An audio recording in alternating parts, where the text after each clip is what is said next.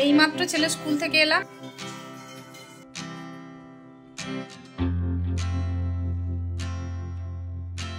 Hello everyone, good morning, welcome back to my channel. আশা করছি সকলেই খুব ভালো আছো। আর ব্লগের শুরুতে প্রত্যেক দিনের মতো বড়দের চরণে প্রণাম, ছোটদেরকে আমার অনেক অনেক ভালোবাসা।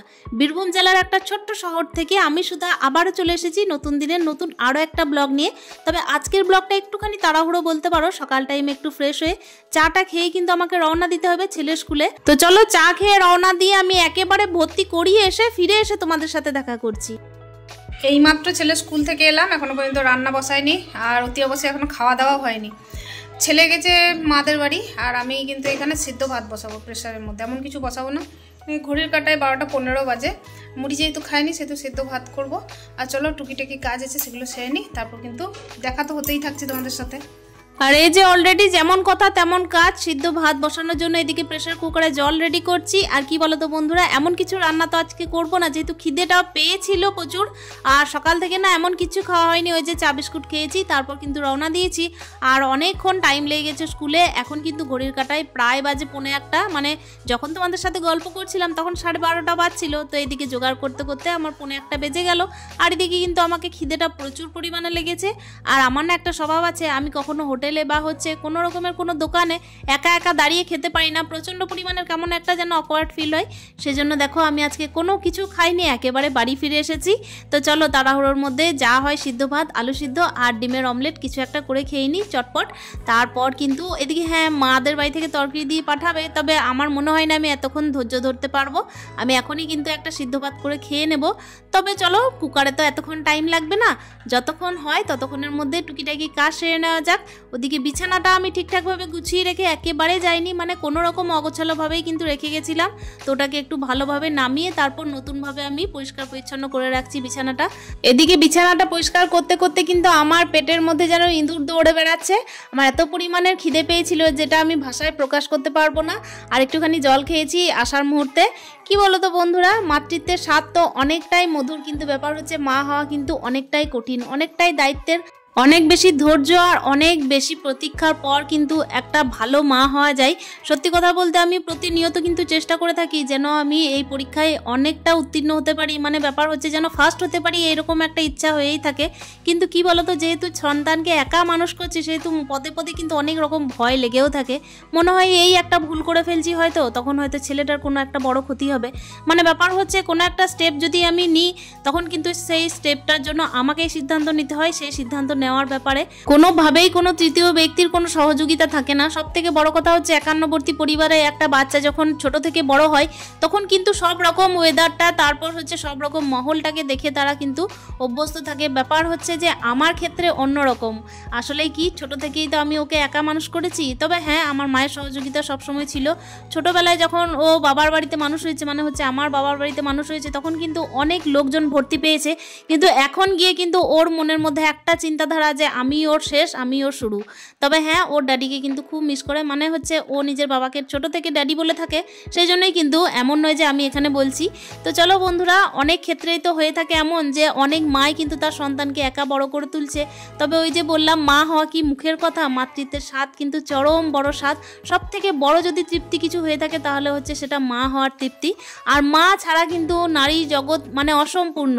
যারা কিন্তু মা হতে পারেনি তারাই জানে যে মা না হওয়ার কষ্টটা কি। আর আমার মনে হয় না পৃথিবীতে এমন কোনো নারী আছে যারা কিনা মা হতে চায় না। আসলে মা সবাই হতে চায়।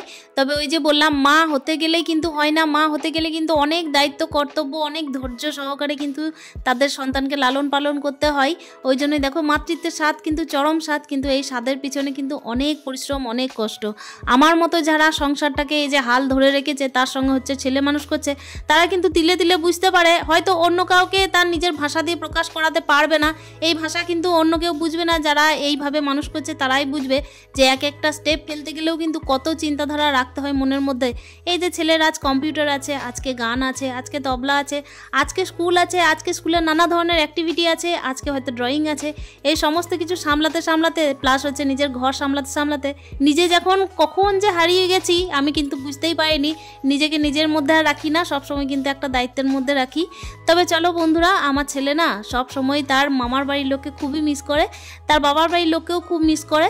তবে কি মারা প্রত্যেক দিন এক টাইম আসেই আসে, মানে এক টাইম থেকে 2 টাইম আসেই আসে, এইটা যেন তার পক্ষে অনেকটাই বড় ব্যাপার। আসলে সে সবসময় না মনে করে আমার ছেলে সব সময়ের ইচ্ছা যে তার একটা ফ্যামিলি থাক, তার একটা জয়েন্ট ফ্যামিলি থাক। সব দিনেরই ওর একটাই চাওয়া পাওয়া যে মা আমাদের কি কোনো বড় পরিবার নেই। আসলে কি বলো তো বন্ধুরা, ও আমাকেই জ্ঞান হয়ে থেকে দেখে এসছে আর আমার মাকেই জ্ঞান হয়ে থেকে দেখে এসছে, সেই জন্যই কিন্তু সবসময় মনের মধ্যে এই ফিলিংসটাই ওর কাজ করে যে আমার কি পরিবার নেই, সবার তো হয়তো পরিবার আছে।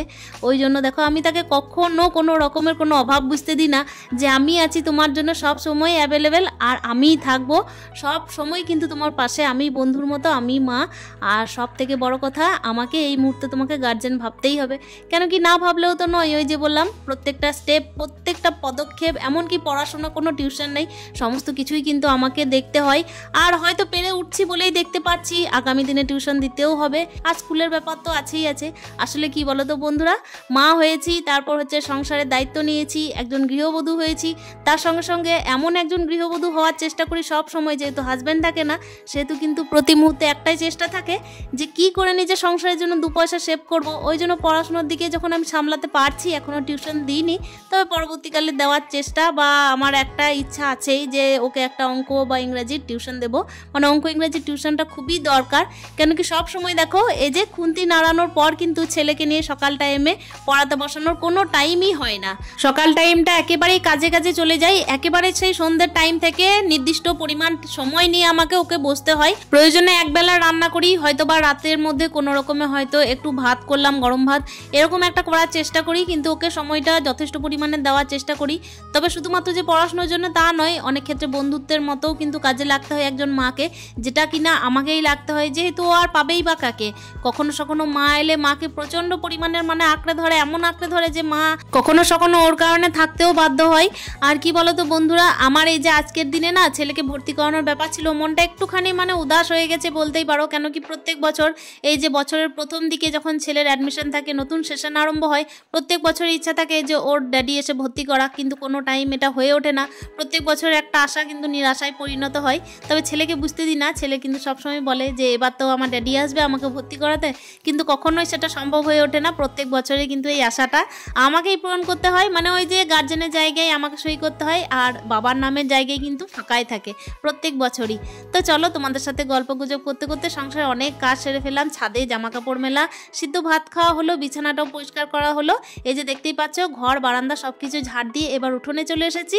তো চলো এখন কিন্তু আমি এই যে ঝাড়টা কমপ্লিট করছি, আর গাছের মধ্যে না জলটা দিতে হবে, কেন কি সারাদিন আর জল দেওয়া হয়নি, সকাল টাইমে তো সংসারে তেমন কোনো কাজই করতে পারিনি, ওই যে ঝাড়টার দিয়ে একেবারে চা খেয়েই কিন্তু চলে গেছিলাম। তাহলে চলো এই যে গাছের মধ্যে একটুখানি জল দিয়ে দিই, গাছে না প্রচুর পরিমাণে ধুলো হচ্ছে, যেহেতু এখন শীতকাল সেহেতু শীতকালে ধুলোটা প্রচুর। আর সব থেকে বড় ব্যাপার, আমাদের ঘরের বাইরে যেহেতু ফুটবল খেলা হয়, সেহেতু কিন্তু ঘর থেকে শুরু করে যেন সমস্ত জায়গা একদম ধুলোয় ধুলোময় হয়ে গেছে। সেগুলোর জন্য কিন্তু সমস্ত জায়গা তো পরিষ্কার করা সম্ভব নয়, তবে হ্যাঁ গাছের পাতাগুলোকে যদি ধুয়ে দিই তাহলে মনে হয় একটুখানি দেখতে চকচকে লাগবে, তাই না? এখানে পাড়াতে আমি এক বৌদির সঙ্গে গল্প করছিলাম, তো উনি এসেছিলেন বাড়ি, সেই জন্য কিন্তু দাঁড়িয়ে দাঁড়িয়ে গল্প করছিলাম আর নিজের কাজও সারছিলাম। সংসারে কাজের মধ্যেই থেকেছি, সংসারে কাজের মধ্যে কিন্তু সব থেকে মুখ্য কাজ যদি যেটাকে মনে করেছি সেটা হচ্ছে নিজের সন্তানকে ভালোভাবে বড় করে তোলা, নিজের দায়িত্বে কিন্তু সঠিক রাস্তা দেখানো। তবে জন্মের একদিনের বাচ্চা থেকে আমার মা কিন্তু আমার সন্তানকে, আমার ছেলেকে একেবারে যশোদা মায়ের মতো লালন পালন করেছে। তবে মা হিসেবে তো আমি এই মুহূর্তে দাঁড়িয়ে, সন্তান যেই ভূমিষ্ঠ হয় সেই কিন্তু মায়ের অনেক জ্বালা। আসলে কি বলতো, মা কিন্তু নিজের ইচ্ছায় মরতেও পারে না, একজন মা কিন্তু নিজের ইচ্ছায় একেবারে নিজের শেষ নিঃশ্বাস পর্যন্ত নেওয়ার ইচ্ছা থাকে না, যতক্ষণ না তার ছেলেকে নির্দিষ্ট পরিমাণ বয়সে লালন পালন করে একটা মানে হৃষ্টপুষ্ট জায়গায় নিয়ে যেতে পারে। মনের মধ্যে সব সময় কিন্তু একটা ইচ্ছা আর স্বপ্ন বুনতেই থাকি, তবে জানি না ভবিষ্যৎবাণী তো কারো দ্বারা সম্ভব নয়, সবকিছু ঈশ্বরের হাতে।